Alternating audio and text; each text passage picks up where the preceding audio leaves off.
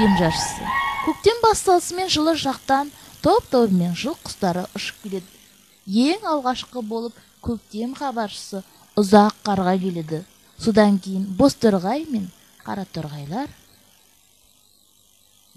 ауылға келеді. Ауылға қараторғайлар келісімен күннің көзі ашылып, күн жылынады. Оның артынан аққу қаз-үйректер топ-тобымен ұшып келе бастайды. Олар жолдың талай қиындықтарын бастан кешіреді. Биік асулардан асып, жолдарынан адаспай, туған жерге топ-тобымен ұшып келе бастайды. Құстар біздің досымыз. Сондықтан да ата-бабамыз құстарды қадірлеп, құрметтеген.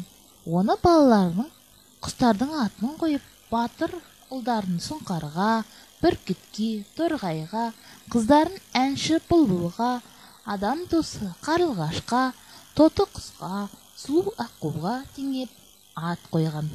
Сонымен қатар, біздің дана халқымыз құстардың мінез қылығына, іс-әрекетіне қарап та, келесі күннің көктем, жаз, күз, қыстың қандай болатынын алдын ала болжаған.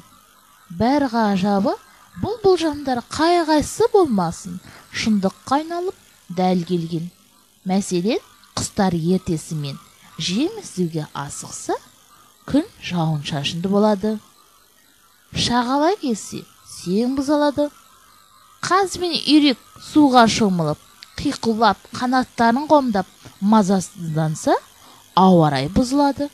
Қызғышқыш кешкілік ән салса, ертеңгі күн ашық болады. Кептер гүрілдеп шуласа, жылылықтың нышаны. Қарлығаштар аспанда самға биік ұшса, күн ашық, төмен ұшса, жаңбыр жауады, жел тұрады. Бозторғай ән салса, күн ашық болып, торғай шаңға аунаса, жаңбыр жауады деп болжам жасаған екен.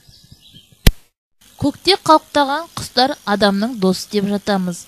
Қазақтың аңыз ертегілерінде құстар туралы көптеп мысалдар болса, ақын жазушыларымыз құстарға арнап өлең жырларын, мақалаларын, зерттеулерін көптеп жазған.